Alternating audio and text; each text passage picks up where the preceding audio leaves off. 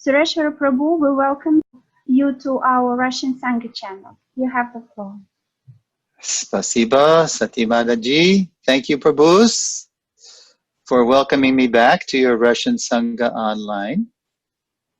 Now, what follows is the first lesson of a brand new series called Founder Acharya Essentials, which is a streamlined series for Zoom of the multimedia interactive Founder Acharya seminar series I've been developing for live audiences since 2012. And now that I think of it, this was the same series I presented in Moscow in 2014. But now we have COVID, I can't return soon.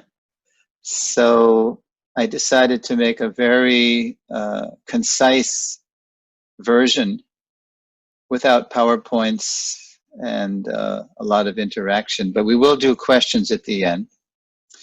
So those of you who heard my Janmashtami Vyasa Puja talk in the last series, Lessons from His Leelas, you will recognize a little overlap in the way I open this first lesson of Founder Acharya Essentials. The first lesson is called The Spiritual Masters. So the way this begins is similar to the way I shared the Janmashtami Vyasa Puja lessons from his Leelas. But then after a while, after the first 5 minutes, it goes into new territory. So the year is 1972. In New Vrindavan, USA, it is Srila Prabhupada's Vyasa Puja Day. As the sun climbs to the meridian, the thick mist shrouding the West Virginia foothills gives way to a spotless blue. Inside a hilltop pavilion, hundreds of devotees and guests, politicians, journalists, and academics among them, have gathered to observe the 76th anniversary of Prabhupada's birth. It is to the guests especially that Prabhupada directs his address. So most of us were devotees, of course, but Prabhupada wanted to speak to the important VIP guests so that they could understand what was happening. And this is a direct quote. Ladies and gentlemen, this ceremony, of course, those who are my students, they know what is this ceremony. Those who are visitors, for their information, I may inform you that something about this ceremony. Otherwise, it may be misunderstood. An outsider may see it that why a person is being worshipped like God. There may be some doubt. Unquote. Doubt indeed. The 1960s and 70s have seen a spike in the number of opportunistic gurus coming to the West, streamlining Vedic revelation to suit modern tastes and reaping the profits.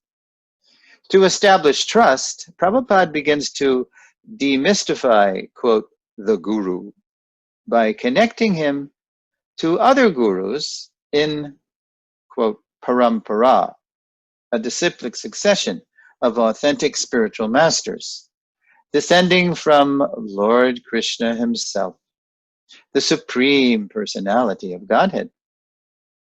The demystification continues. Quote, on the top of the mango tree, this is Prabhupada speaking, on the top of the mango tree there is a very ripened fruit, and that fruit has to be tasted. So if I drop the fruit from up, it will be lost. Therefore it is handed over after one, Then it comes down. So all Vedic process of knowledge is taking from the authority, and it comes down through disciplic succession. Now, well aware of modern antipathy to authority, Prabhupada then compares the guru to that venerable American pedestrian, the mailman. Quote, just like a post peon comes and delivers you, say, $100. So he is not delivering that $100. Your friend has sent you $100, and his business is to hand over that $100 as it is, without any change, without taking $1 from it. No, or adding. No addition, no subtraction. His honesty, his perfection is that he delivers you that $100, which is sent by your friend. He may be imperfect in so many other ways, but when he does his business perfectly, he is perfect. Similarly, we receive perfect knowledge from Krishna through the agency of spiritual master. Unquote. And now the next section I call Guru is one, Gurus are different. The Guru as God's mailman, down to earth, and yet out of this world. In this sense, all genuine Gurus are one. Those guests who go on to read Prabhupada's teachings will learn how all genuine Gurus also differ. In the very first text of the Sri Chaitanya Charitamrita, the definitive biography of Lord Krishna's golden avatar, Lord Chaitanya, Srila Krishnadas Kaviraj Goswami begins by offering his respectful obeisances to Gurun, that's G-U-R-U-N, his many spiritual masters. So Guru is singular, Gurun is plural. In the book's introduction, Srila Prabhupada notes, quote, he uses the plural here to indicate the disciplic succession. He offers obeisances not to his spiritual master alone, but to the whole parampara, the chain of disciplic succession, beginning with Lord Krishna himself. Unquote. Later in the first chapter, text 35, Kaviraj Goswami offers his respects to, quote, my initiating spiritual master and all my instructing spiritual masters, unquote. Prabhupada comments, quote, a devotee must have only one initiating spiritual master, because in the scriptures, acceptance of more than one is always forbidden. There is no limit, however, to the number of instructing spiritual masters one may accept. Generally, a spiritual master who constantly instructs a disciple in spiritual science becomes his initiating spiritual master later on, unquote. Now that last sentence indicates the natural normative guru-disciple relationship, sustainable over time. I'll read that sentence again, too, because we don't generally do this in ISKCON, but this is what Prabhupada said is normal. Generally, this is Prabhupada, quote, generally a spiritual master who constantly instructs a disciple in spiritual science becomes his initiating spiritual master later on, unquote. So although Prabhupada was uniquely empowered to spread Krishna consciousness worldwide within a few years, it is worth noting that he entrusted the thousands of disciples he was initiating to the care of his local leaders and senior devotees, the Shiksha Gurus, actually. Now, decades on, to glimpse how his movement's guru-disciple culture can become more local and sustainable and personal, by the way. The way he himself describes it, let's continue to examine Prabhupada's presentation of Sri Chaitanya Charitamrita's foundational first chapter, quote, The Spiritual Masters. So that's where I took the title of my lesson. That's the very first chapter title in Sri Chaitanya Charitamrita, The Spiritual Masters.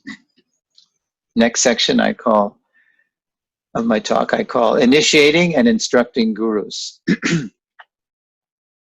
In the years since Prabhupada's passing, the spotlight on the initiating spiritual master may have led members of his movement to believe that to initiate disciples requires more qualification than to instruct them. In his comments to text 34 of the same chapter, Prabhupada disagrees. Quote, the initiating and instructing spiritual masters are equal and identical manifestations of Krishna, although they have different dealings, unquote. In his comments to text 47, Prabhupada raises the point to a warning. Quote, there is no difference between the shelter-giving Supreme Lord and the initiating and instructing spiritual masters.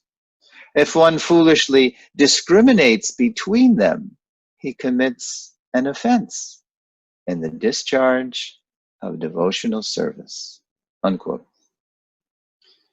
Of course, the potential to have many instructing gurus does not obviate. Obviate means doesn't render unnecessary. Doesn't obviate the requirement to accept initiation from a singular guru. In the Nectar of Devotion, chapter 6, How to Discharge Devotional Service, Prabhupada identifies the first two principles of devotional service as 1, accepting the shelter of the lotus feet of a bona fide spiritual master, and 2, becoming initiated by the spiritual master and learning how to discharge devotional service from him. We need both rites of passage on our journey home to Krishna. So we have to not only take shelter in a general way, but we have to commit to following the orders of the spiritual master specifically. So I say we need both rites of passage on our journey home to Krishna. When a devotee once asked Prabhupada which was more important, studying the scriptures or serving a person whose life exemplifies the scriptures, without hesitation, Prabhupada indicated the latter. Quote, because the guru can pull your ear. So the guru can personally correct us. In Prabhupada's movement today, initiating gurus may act like parents and instructing gurus like well-wishing relatives. Their relative influence, however, depends on how those relationships practically develop. Our parents are always our parents, yet sometimes we become closer with our relatives, especially if our parents are distant. Nonetheless, if all are well-wishers, serving cooperatively within the founder Acharya's mission, harmony and spiritual progress prevail. Next section, I call the power of commitment. Heavy with spiritual knowledge, all genuine gurus are teachers. At the same time, their impact on our lives varies according to the depth of their commitment to us. Continuing his commentary to text 34, Prabhupada writes, quote, Gurun is plural in number because anyone who gives spiritual instructions based on the revealed scriptures is accepted as a spiritual master. Although others give help showing the way to beginners, the guru who first initiates one with the Maha Mantra is to be known as the initiator. And the saints who give instructions for progressive advancement in Krishna consciousness are called instructing spiritual masters. Unquote. Now notice the progressive commitment from introducing, and the technical term for that is Vartma or Pata Pradarshaka Guru, from introducing to initiating, that's of course Diksha Guru, to instructing. It's a progressive commitment. Whoever instructs us the most is naturally more influential in our lives. And now I repeat Prabhupada's sentence from before, the one I read again. Quote, generally a spiritual master who constantly instructs a disciple in spiritual science becomes his initiating spiritual master later on. That's the natural progression. Whoever's giving us the most shiksha, normally, historically, gave the diksha, unquote. Even if the guru doesn't say a word, the guru is always teaching, especially by example, which is the most powerful teacher. Quote, example is better than precept, and quote, actions speak louder than words, unquote. Next section I call, it's a quote from Prabhupada. Quote, so you, every one of you, become guru. For the devotees listening to Prabhupada's Vyasa Puja address, their appreciation of his unique position is increasing. Seated on a throne-like crimson dais, Prabhupada is a guru of gurus, quote, a master at whose feet all masters sit. Although their commitment to him is as new as their summer surroundings, his commitment to them is timeless, and his ongoing request difficult for most of them to even imagine. Quote, become guru. Prabhupada's request is no other than the request of Lord Chaitanya himself. In the Sri Chaitanya Charitamrita, Madhya Lila, chapter 7, text 128, the Lord tells the Brahmana Kurma, quote, instruct everyone to follow the orders of Lord Sri Krishna as they are given in the Bhagavad Gita and Srimad Bhagavatam. In this way, become a spiritual master and try to liberate everyone in this land, unquote. The first sentence of Prabhupada's commentary to that famous verse says it all. Quote, this is the sublime mission of the International Society for Krishna Consciousness. So Prabhupada is saying that his mission is to instruct and then have everybody who is being instructed by him for all generations, for all time, go out and flood the world as gurus in their own right with Krishna consciousness. As recorded in the Bhaktivedanta database, in hundreds of lectures, morning walks, room conversations, letters, and public and private events, Prabhupada cited the above verse as a reminder of the Lord's request. Become guru. From the beginning through the middle to the end of Prabhupada's global ministry, these reminders to his followers were relentless. Here are just two examples. So I'm going to give you a couple of examples, one from a letter and one from a room conversation. Quote, I want that all my spiritual sons and daughters will inherit this title of Bhaktivedanta, so that the family transcendental diploma will continue through the generations. Those possessing the title of Bhaktivedanta will be allowed to initiate disciples.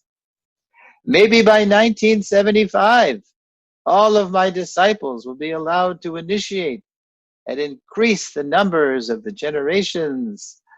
That is my program, unquote. And the context for that letter is that 2 books have just been published. The first 2 books, Teachings of Lord Chaitanya Bhagavad Gita as it is in a heavily abridged edition. And already Prabhupada is waxing ecstatic. And he starts in this letter, he actually laid out his whole program for Bhakti Shastri, Bhakti Vaibhav, Bhakti Vedanta, Bhakti Sarvabhauma. So this Bhakti Vedanta title, that corresponded to Bhakti Vaibhav. When you study the whole Bhagavatam and you're practicing it, you're living it, and you're learned in it, then Prabhupada's saying, I want that everybody and all my sons and daughters will inherit this title of Bhakti Vedanta. And so that diploma, Prabhupada says, the family transcendental diploma will continue through the generation. He wants everybody to become learned in Shastra, live the Shastra, and connect people to Krishna as gurus all over the world.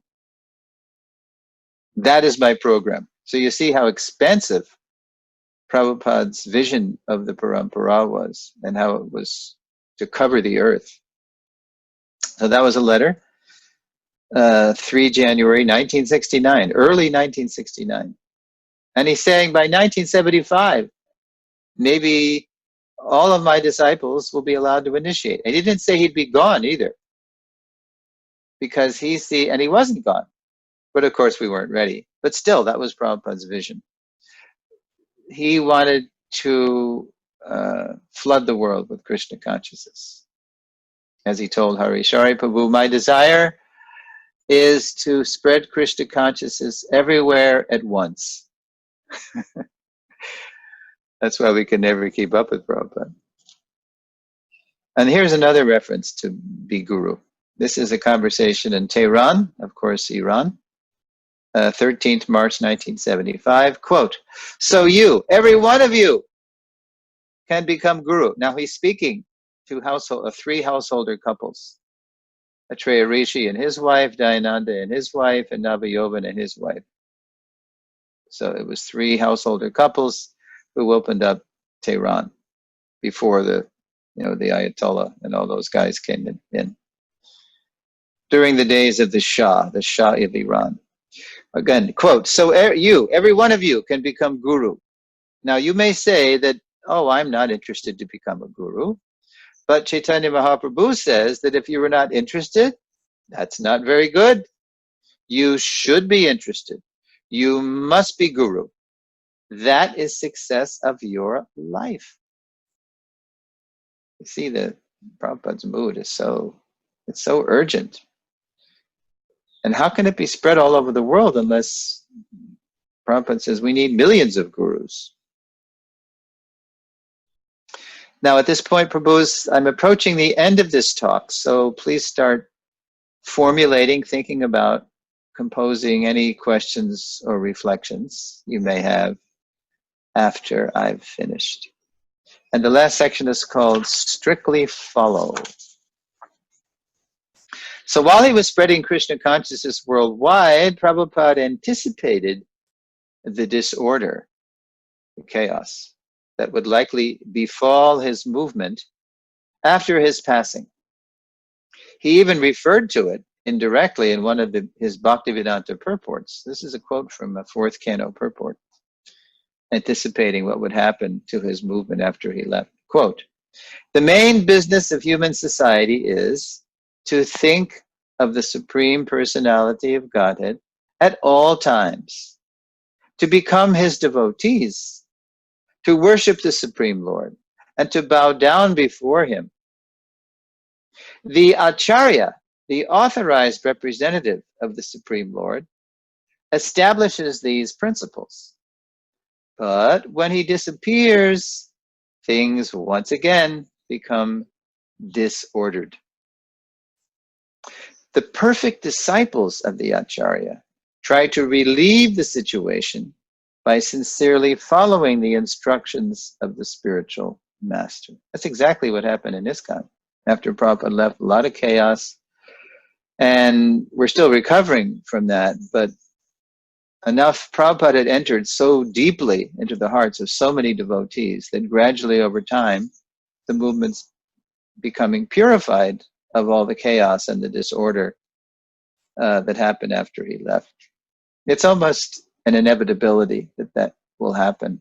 And it did happen, but by the mercy of Prabhupada and Krishna, ISKCON is becoming more and more purified and going forward, following Prabhupada. Prabhupada anticipated that some of his leading disciples, out of immaturity, might try to imitate his unique position as Jagat Guru, a universal teacher. At the same time, his relentless reminders to become genuine gurus indicate a greater concern. So even greater than Prabhupada's concern that there'd be chaos was this concern, that in their supreme esteem for their founder Acharya, his followers would not mature to become gurus in their own right and shelter others in Lord Chaitanya's mission. How then would Krishna's mercy reach every town and village, as the Vedic scriptures had foretold? And how would every sincere aspirant receive the personal care and guidance they would need to make the journey home, back to Godhead? That was Prabhupada's greater concern. In his writings, therefore, Prabhupada made it clear that the most important qualification to become a guru was to, quote, strictly follow the instructions of Guru and Krishna. And here's a quote from a letter to that effect.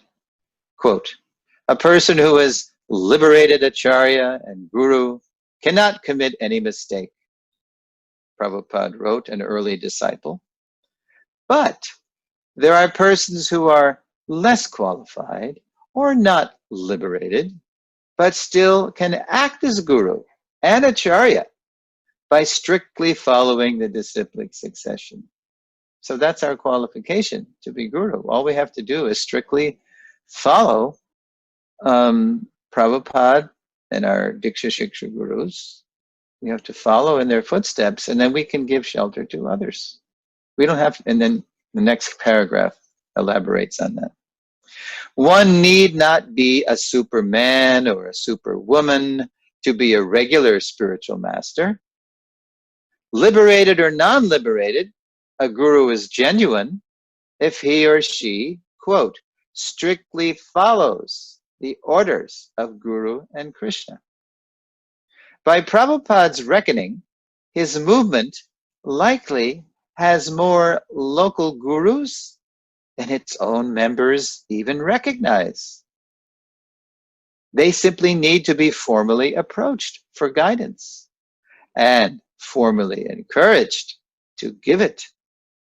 As Prabhupada told his disciples in Hawaii, quote, we require many millions of gurus. That was Prabhupada's vision. Millions of gurus all over the world. To do what? To spread Krishna consciousness everywhere at once. And then I end the talk by saying, pens scribbling, cameras rolling. His American guests listen to Prabhupada close his Vyasa Puja address. As he looks into their eyes, Prabhupada is concerned that they've correctly heard and understood his message. So then Prabhupada says to them, quote, so this is the position of a spiritual master. Don't misunderstand that this person is sitting very comfortably and taking all honors and contribution. It is needed just to teach them how to respect the representative of God. This is the sum and substance of Vyasa Puja. Thank you very much. So, Hare Krishna Prabhus, I'll be very happy to take your questions and comments now. Thank you very much. Hare Krishna. Krishna Sureshvara Prabhu. Can you hear me well? Yes, you sound good. Good. We have a question from Lavanga. She says, my obeisances. You are an initiating spiritual master in ISKCON. Will you consider becoming a residential instructing or initiating spiritual master here in Russia and there is a great need, as you are well aware. Wow. Well, you'll have to ask my temple president. If she lets me go, I'll go. But I know she won't. Okay, leave us the coordinates. You leave it. I'll leave it to you to get in touch with her. Yeah. Okay. Now I warn you, Sandamini Devi Dasi, who was our beautiful, wonderful, sweet and strong leader, fearless leader here. She has the heart of a grandmother, soft heart, but she's tough as nails, Wow. which is a good combination. In other words, she knows how to be very personal when that's required. And like a good manager, she doesn't tolerate any nonsense. She shoots it right out of the water. That's why I think I shared with you, I call her a twin incarnation of Mother Teresa, and then there's a character in American Old West, a historical person. Her name was Annie Oakley, and she was a sharpshooter. She could shoot better than any man with a gun, always hit the target. So I say, you're like Mother Teresa and Annie Oakley combined. So she's soft as a rose, but she can also be hard as a thunderbolt. But I know you Russian ladies are also tough, so. Yeah, we try our best. Okay. But I would love to visit. Once COVID is over, I would love to come and actually do. See, this is the Founder Acharya Essentials, but I would actually love to give you all the updated, full, Founder Acharya seminars with the PowerPoints and the all the stories and songs, and I'd love to do that. Yeah, that would be lovely. That would be amazing, actually. And thank you for this. I think a little bit vague, but still answer. And we have one more question. You mentioned, actually, you said we need to commit. When we accept Guru, we initiating Guru, we need to commit. Does it mean we have to do everything a Guru says? And what exactly is the extent of commitment that we are supposed to take? Could you just maybe explain this more? Okay. From the practical point of view. Sure. So the question is all around the word commitment.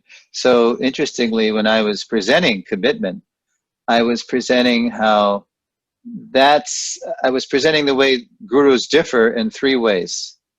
They differ in the different roles they play in our lives, and their different levels of qualification, and in their different levels of commitment to us. For example, someone who introduces us to Krishna consciousness, that's as far as the commitment goes. They're just introducing us. For example, Prabhupada's introducer guru, his Vartma Pradarshaka guru, was Surendranath Mullik, who Prabhupada said dragged him to that rooftop on Altadunga Junction in Calcutta in 1922 to introduce Abhay Charan Dey to Srila Bhaktisiddhanta Saraswati.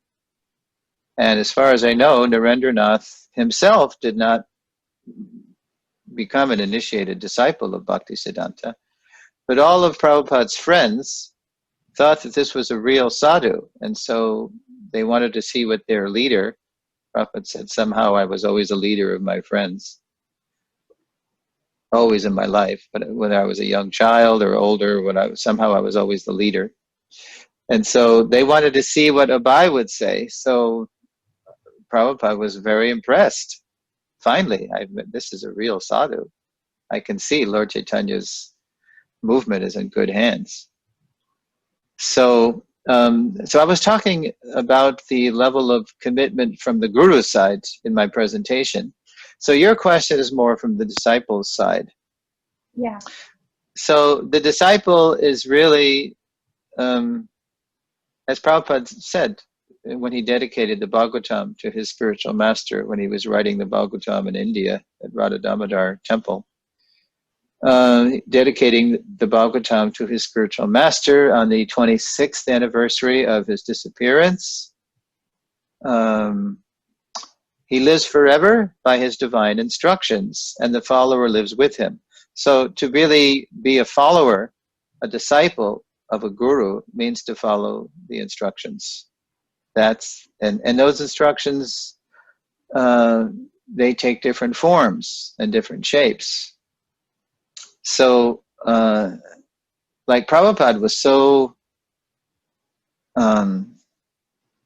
committed to follow the instructions of Srila Bhaktisiddhanta that just before Srila Bhaktisiddhanta left this world, he wrote him a letter, as we know from the Lilamrita, and said, you know, I'm a householder and sometimes I give financial support, and but I'm not really, you know, inside the mission like your committed brahmacharis and sannyasis. So is there something more I can do? So this is a very humble letter. Prabhupada had already completely pleased Srila Bhaktisiddhanta by his writing and his speaking, and helping to launch 2 Gaudiya Mats, one in Bombay, one in Allahabad. So what does Srila Bhaktisiddhanta reply? He said, well, he said the same thing that he said when he first encountered the young man at the age of 25, and then here it is 14 years later, so now Srila Prabhupada's 39 or 40, he just turned 40. And so I think that you can turn yourself into a very good English preacher and preach this Krishna consciousness, this knowledge in the Western countries. This will be good for you, be good for the world, and everybody who listens to you. So he gave him this, he actually confirmed and solidified and deepened the same instruction he had given him before. And Prabhupada was ready to hear it. He was ready to hear that. When he first met Srila Bhaktisiddhanta, when the sadhu had requested that, Prabhupada felt obliged to challenge him. Well, who will hear Mahaprabhu's message? We're a captive nation. First, we have to get the British off our back, and then people will listen to us. We'll be an independent, sovereign nation. But of course, Bhaktisiddhanta defeated that. So by the time Prabhupada had written Srila Bhaktisiddhanta in December 1936, just a couple of weeks before Srila Bhaktisiddhanta passed, Srila Bhaktisiddhanta already knew, because of his vision of past, present, and future, what was going to happen to his own mission after he would leave. And he also knew by that time who would be capable of reviving it. And that was none other than Abhay Charan Naravinda Das, our Srila Prabhupada. So Prabhupada was so committed to that. Here it was. Srila Bhaktisiddhanta wrote that back just a fortnight, just 2 weeks before he passed away. And this went deep into the heart of Srila Prabhupada. But how to do it? Prabhupada didn't know how to do it. He was praying on it, and different events in his life deepened his own commitment to the mission. Prabhupada told us that I was reading a commentary by Srila Vishwanath Chakravarti Thakur on Bhagavad Gita, chapter 2, text 41, which we know as, those who are on this path are resolute in purpose, and their aim is one. O beloved child of the Kurus, the intelligence of those who are irresolute is many-branched. So in his purport, in his commentary to that verse, Vishwanath Chakravarti says that this means that a disciple who is serious and sincere will take the order of the Guru as his life and soul. So when Prabhupada read that commentary, it just hit him right in his heart, like, wow, this means I actually have to do this. It seems impossible to go to the West. I mean, his own godbrothers had gone to England and Germany, and they came back, hardly any success. And, you know, those Westerners, they said it was impossible to follow even the 4 regulative principles. So Prabhupada said, oh, how is this? This is an impossible mission. So as the years went on, as Prabhupada, he started back to Godhead in 1944, and he tried to start a League of Devotees in the 1950s.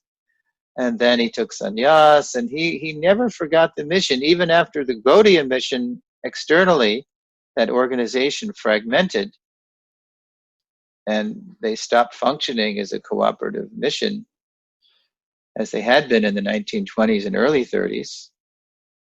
But Prabhupada, he just carried that order and that mission in his heart.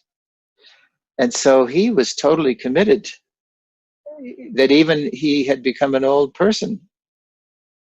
You know, he became an old man, but he was talking, I'm going to the West.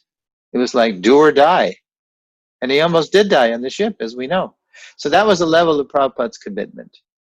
So at least we, ordinary folk, not on the Prabhupada's level, but have to be committed to follow the orders of Guru and Krishna, to assist our gurus, our Shiksha and Diksha gurus, in their mission in the mission. And every guru will have a little different, focus on how they want to help Prabhupada's mission, because Prabhupada's mission is vast, it's broad. So many aspects to the mission.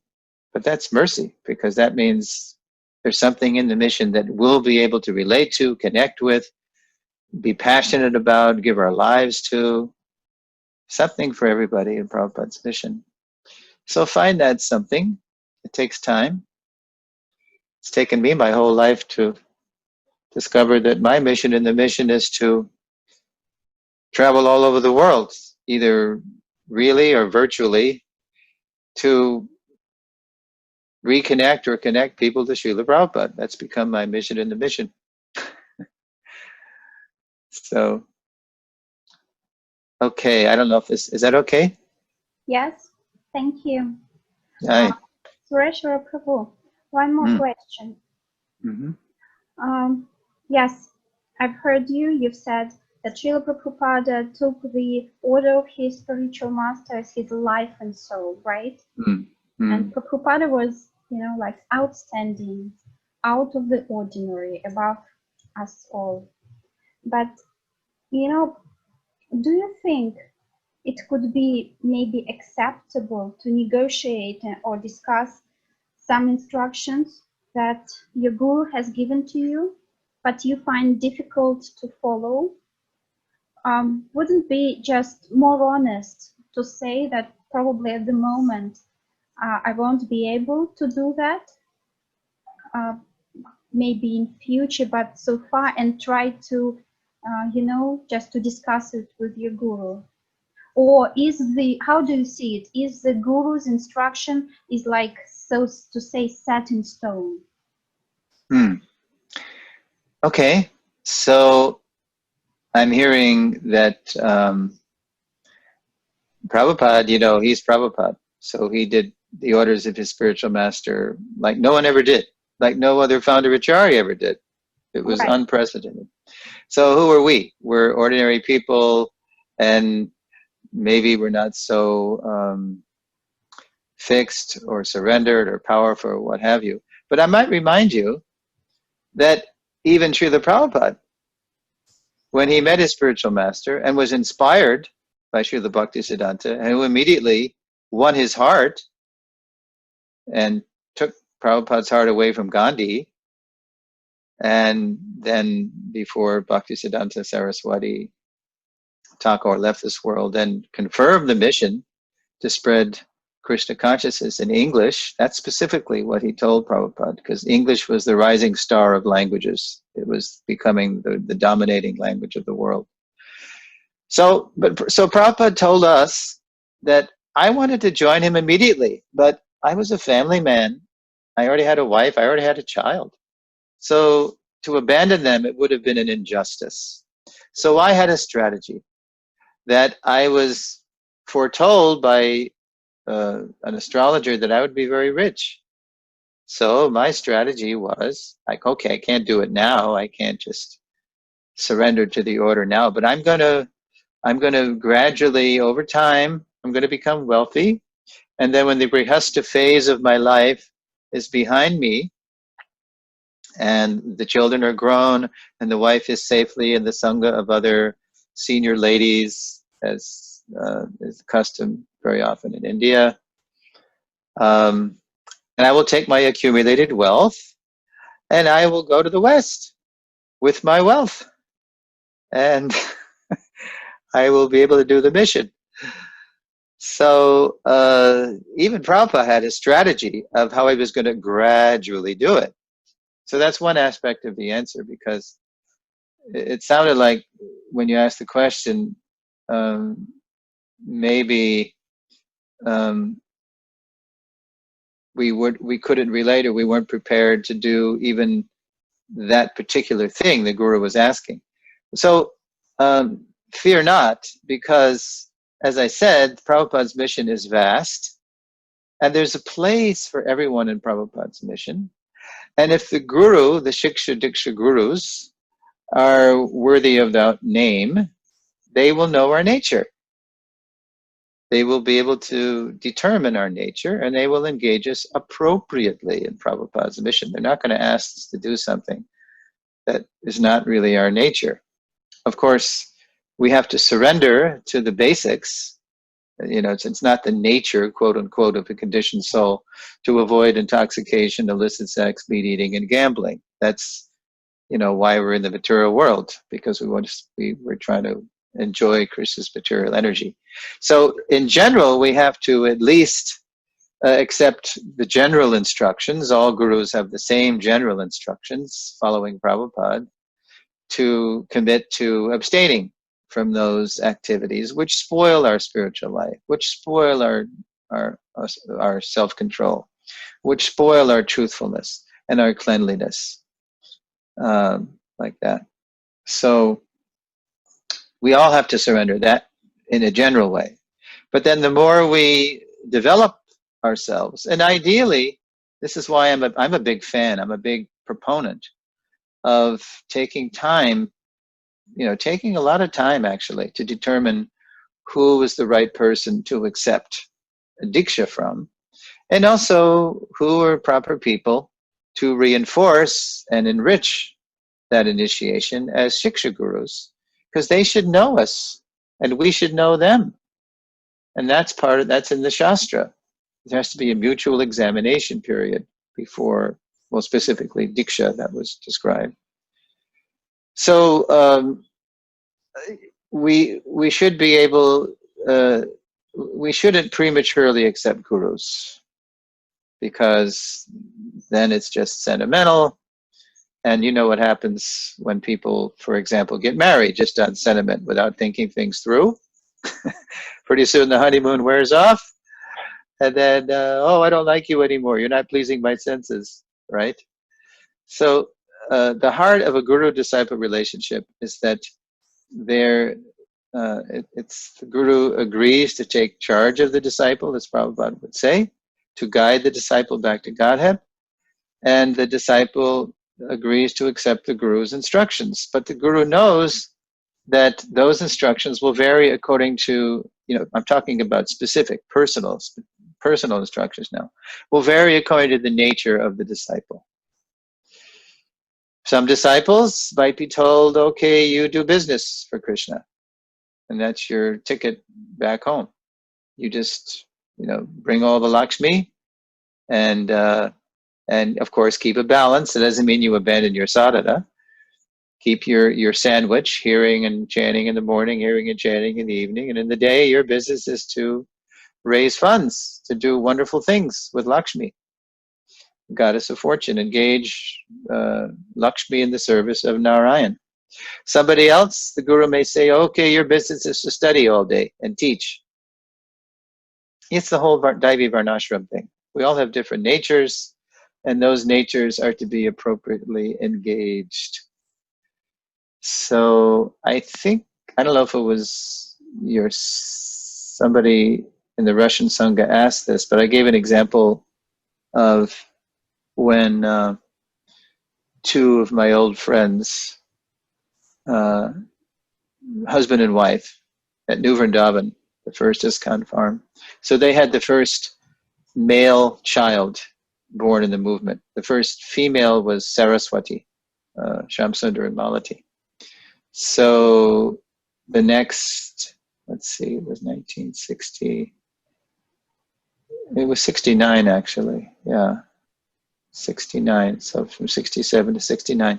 So my friends Paramananda, the man, and Satyabhama, the wife, the lady, they had a child, and they were living in New Vrindavan, but New Vrindavan was very, rough and not much facilities. So to have the baby, Satyabhama went back to New York City, where she's from, where they both were from, New York. And she had the baby, at a place where there's facility and care. And then she wrote Prabhupada that the baby is healthy. We've named him we want you to name him. So Prabhupada later named him Premananda. And so Prabhupada wrote back and said, "Oh, this is wonderful. I'm glad you have a healthy, happy boy. Surely I will name him. And so why don't you stay in New York and take care of your baby? And then Paramananda, he can stay at New Vrindavan, because New Vrindavan, we have to build New Vrindavan. It's just, it's a raw place. It needs development." And so, neither Paramananda or Satyabhama could handle that. They knew that to continue in Krishna consciousness, they needed to help each other, be together. So after the boy was, after postnatal care, and Satyabhama was feeling strong enough, and the baby was healthy, then she said, "Oh, Prabhupada, I don't think we can do this. I think we need to be together. Is that okay?" And Prabhupada said, "Oh yeah, that's fine. Yeah, sure." So Prabhupada had because this was the days of the Hare Krishna explosion, when everybody, whether you were a brahmachari or you were a sannyasi or you were husband or wife, Prabhupada had us all in the missionary mode. We were all missionaries. It's like you all know the story of our Mandakini. She is a young French girl. So sight unseen, on Prabhupada's order, she went to Moscow to marry Anantashanti, Anatoly. And if you know the history, it didn't work out over time. Russia wouldn't grant her a visa to stay because, it was the Cold War. And so the Soviets versus the West. And so she couldn't ultimately stay. But that was what was going on in those days. I mean, everybody was a missionary. Men, women, children. Saraswati traveling with her parents in India with Prabhupada. I mean, she was a little girl. So yes, if the mood is not to try to get out of surrendering, but to just try to be honest with the Guru and help and be forthright about what you can practically do at this time, sure. Then the Guru he's a reasonable, he or she is a reasonable person, and they will definitely work with us. So, but the goal is to always stretch ourselves and increase our dedication according to our status, because Prabhupada was in that Grihastha ashram for 36 years. He couldn't do much externally, although he did a lot. When Bhaktisiddhanta was there, he still did a lot, helping open 2 centers and helping financially, and always studying Srila Bhaktisiddhanta's books. So the mood is, we want to go back to Godhead, and according to our position in life, our varna, our ashram, our phase of life, we just do as much as we can. And then that mood is the mood that Krishna is pleased with, and he blesses us, so that when we are freer in life, we will be given more facility to serve him, or whatever it is. Krishna will be pleased to enlighten us from within, destroying the darkness of ignorance. So negotiable is perhaps not the right word, because it's a business word, right? And negotiable is what they use in business or in diplomacy, because it means you please my senses, I please your senses. Right? You help my self-interest, I help your self-interest. But in Krishna consciousness, we all have Krishna at the center, So we all want to ultimately please Krishna.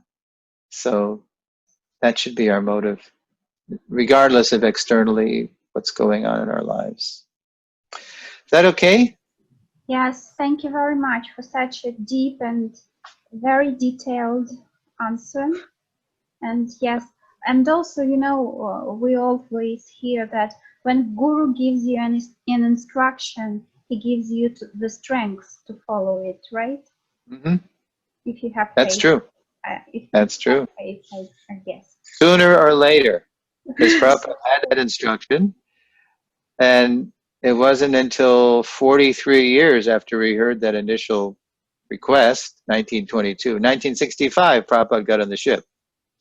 Yeah, so in case of Prabhupada, it was an extraordinary, an amazing later. Yeah, but it took him 43 years from the time he heard it. Yeah. So if we let that seed of the order go in deep, it might take time to germinate and sprout, but it will. So do I hear you correctly? You've said that using the example of Prabhupada, even if we cannot follow the instruction of our Guru right away, we can cherish and nurture this instruction in our heart, meditate on how we can fulfill it, and then, you know, when we have this intention, it somehow happens. Yeah, right. Because Krishna, he can do anything. So if we just keep that, and that's how Prabhupada described his own evolution, if you will. So Prabhupada was saying, I was thinking how to do it ever since that, especially when he got the order confirmed in 1936.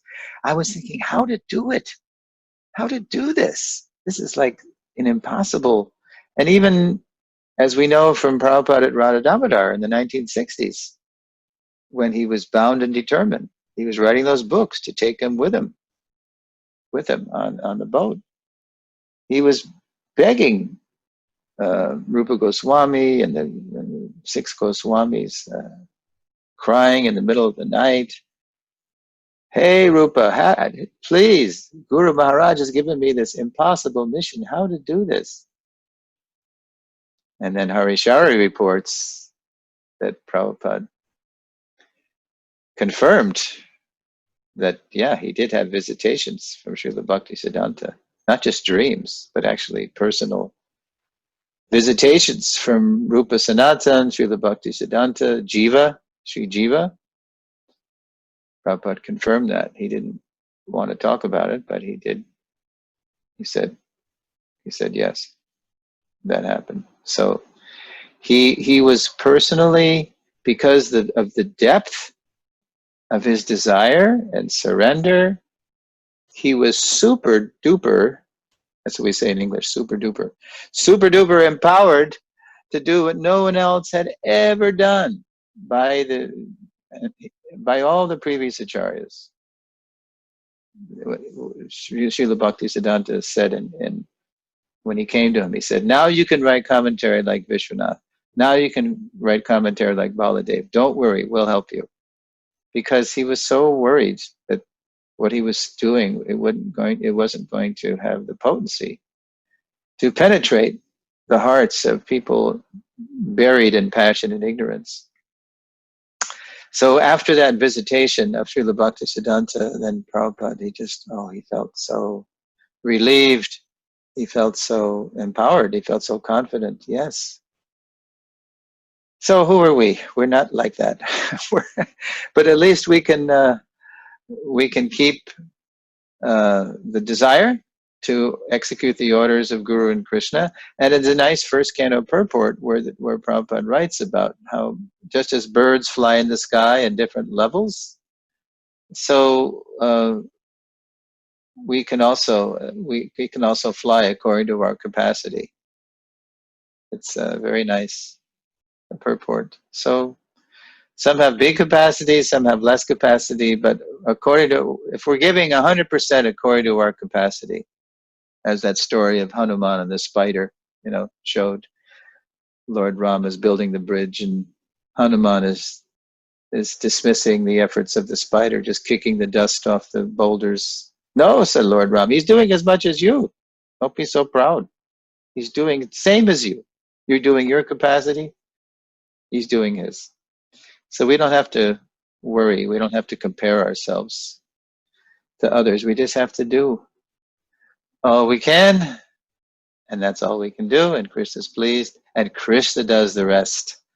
That's the point. Krishna does the rest. Yeah.